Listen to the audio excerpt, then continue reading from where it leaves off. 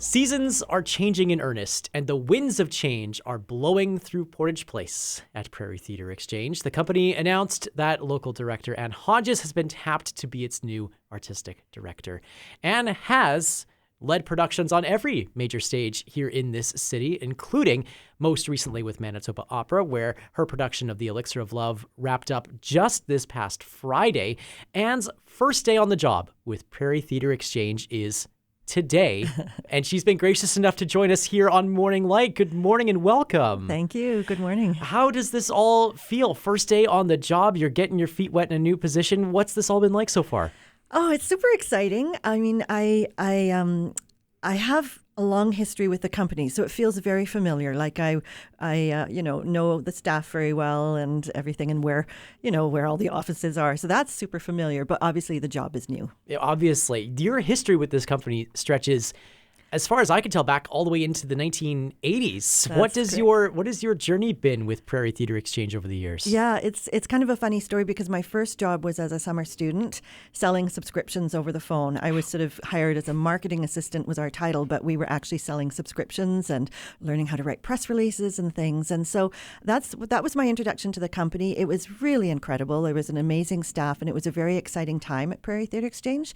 And then since then, because I knew the company, I have had a number of other firsts that came through that company. So my first professional directing gig, my first main stage directing gig, and then I've also been a teacher. I was a student there. So many, and artistic associate in 2014-15. So so many different interactions with the company. And of course, as a director, I've directed 16 productions there on the stage. So I know it pretty well by now. 16 productions. Yeah. If you were to pick one memory out of all of that time as the defining moment of your experience with the Prairie Theatre Exchange, what would that be? And is that something that you're thinking about as you're putting on the big boss shoes? Gosh, it's sort of like choosing your favorite child, right? Like I've had so many wonderful experiences as a director there, and I can't really narrow down one. Like there are a few favorite productions, I would say, and The Birds and the Bees is a really crazy comedy, but really smart as well. And Butcher, which was very dramatic, and The December Man. Probably December Man might be my favorite show in terms of performances and the message and things. But I think the thing that's in common is the experience of watching your show in the presence of the rest of the audience. Like PTE is a theater where the audience is so present because we have that three-sided stage. And so there's nothing like it because you're watching the play, but you're also watching other people watch the play. And so as a director, that's really cool, right. Usually. And also as an audience, I think they experience that as well. So that's something that I'm obviously going to be keeping in mind as we're beginning to program next season and build towards the future. Right. You talk about that three-leveled stage there, all these different sides watching these productions, and now they're all watching you to a degree because you'll have your fingers in each one of the upcoming productions that will be happening in 25 and 26. What can theater goers expect from productions that will be put on under your tenure? Sure. Well, I love a good story. I love a really good story, really clearly told. And I think that that's sort of the kind of work that I've excelled at PTE in the past. And so they're going to get a bunch of good stories. And I hope that they will be clearly told as well. And that doesn't mean that it's simple. It doesn't mean that it's sort of pandering to the lowest common denominator. They still can be exciting or challenging. They can make you laugh or make you cry. But the main thing is that I think that there's something in the power of a story where people are on the edge of their seats. And again, it can be entertaining and fun, but I guess that's sort of my aesthetic. And I would carry that through into my other work too, because I don't just do theater. I have done musicals and opera in the past too. So for me, the highest compliment is always in the rehearsal hall.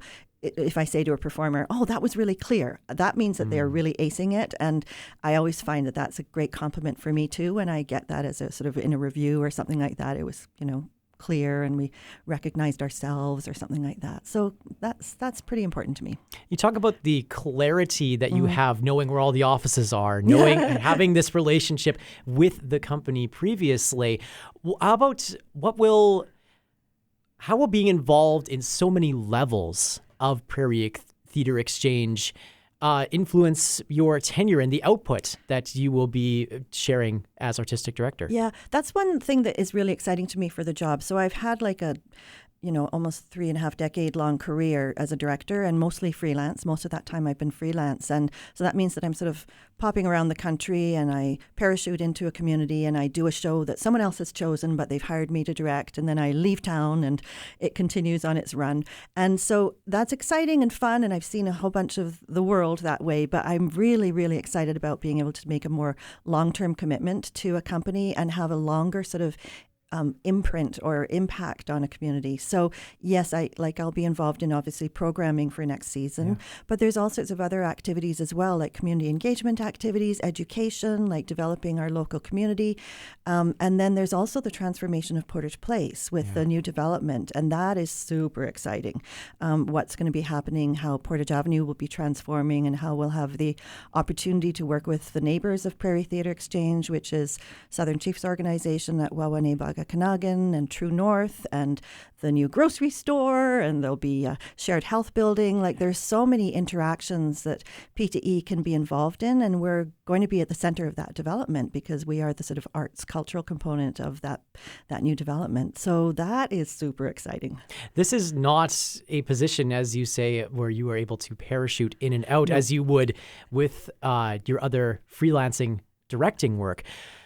How does being grounded in one place, creating art in one place, impact the decisions you make versus being in one place for a good time, but maybe not a long time? Yeah, that's exactly it. Is that like, first of all, I'm a lifelong Winnipegger. I've always kept my home in Winnipeg and love this city, warts and all. But I have always made a commitment to keep my home here. And so the opportunity to be involved in Prairie Theatre Exchange and have this sort of longer conversation. So like knowing the subtleties of how our community is shifting and changing, or the things that we are encountering or wanting to celebrate, those can all be part of like what Prairie Theatre Exchange is presenting and how we're sort of interacting with the community. And so I guess it is just this like longer conversation. It's like a deeper relationship, instead of just like one little meeting here and one little meeting there, we're actually building really a conversation. And, it's interesting because the word exchange also means conversation. And so it's Prairie Theatre Exchange. And I feel like that's a big part of it, is that we're, interacting with the community, very involved in the community, and sort of making just using art to help ourselves discover ourselves and each other. You've been directing all over the country as a freelance director in a variety of different mediums, as you mentioned, also abroad, recently making your debut in Taiwan. What sorts of things do you take from your experiences away from Winnipeg and bring into a role like this?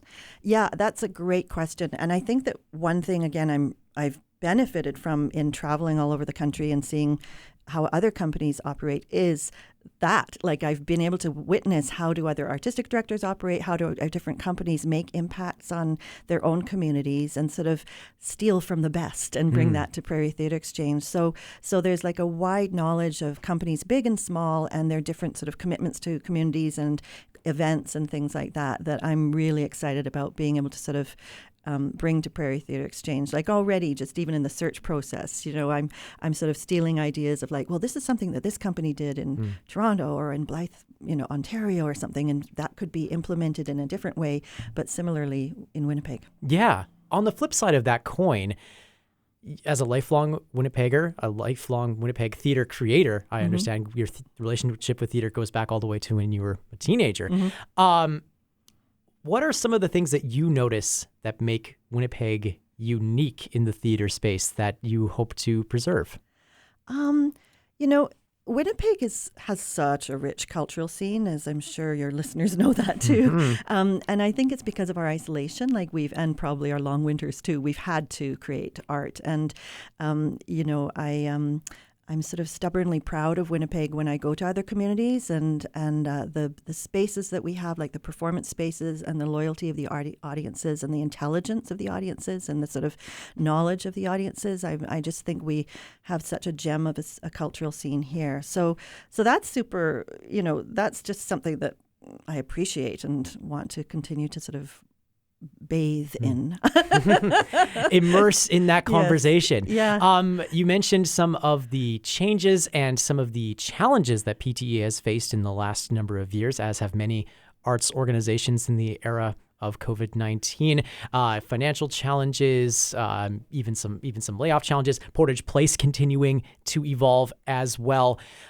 How do you feel taking on these more pragmatic challenges, I want to say, because they're not necessarily just creative challenges that you have addressed as a director as well? Yeah, I really do believe in the power of a story and really high quality theater. And so I'm very optimistic, to be honest. Like I mean, maybe it's naive, maybe it's egotistical, but I believe I can program work that people will want to come and see.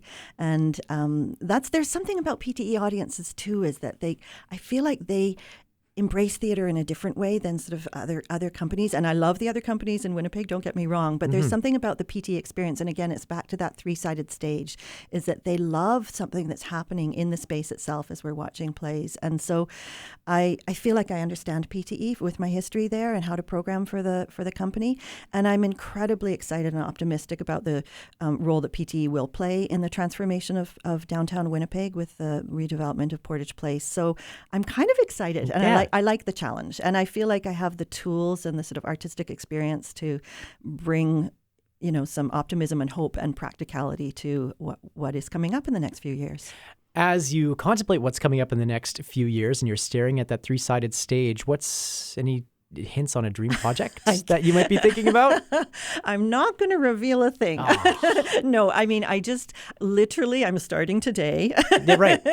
So there's, of course, like an exercise when you're doing this kind of search process of like, tell us your, a sample season. And so I have a short list of plays and then an alternate list as well.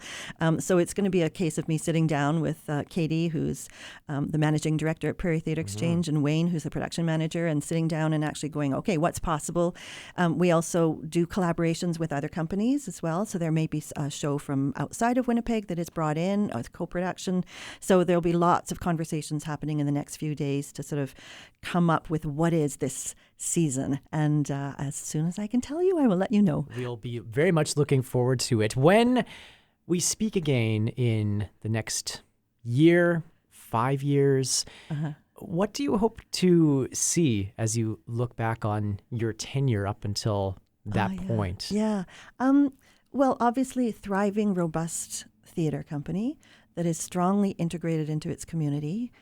So those relationships with downtown Winnipeg and the various organizations and communities that are part of downtown Winnipeg, as well as greater Winnipeg, obviously, as well. And just people gathering in this space, whether it's in the theater or in the classrooms, and going, my life is made richer because of theater.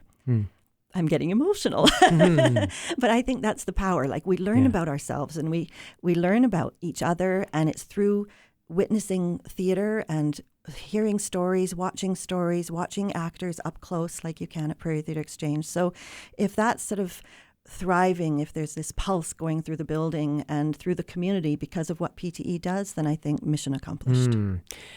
Their mission continues, of course, this week at Prairie Theatre Exchange with the latest production opening on Friday. No, tomorrow. It's tomorrow night. Yeah. Oh my gosh. Yep. It is. What can you tell us about Ponderosa Pine? So Ponderosa Pine is a play by Andrea Sardison, and it started out in the pandemic as an audio play, and it's since been transformed into obviously a live performance. It's directed by Arne McPherson.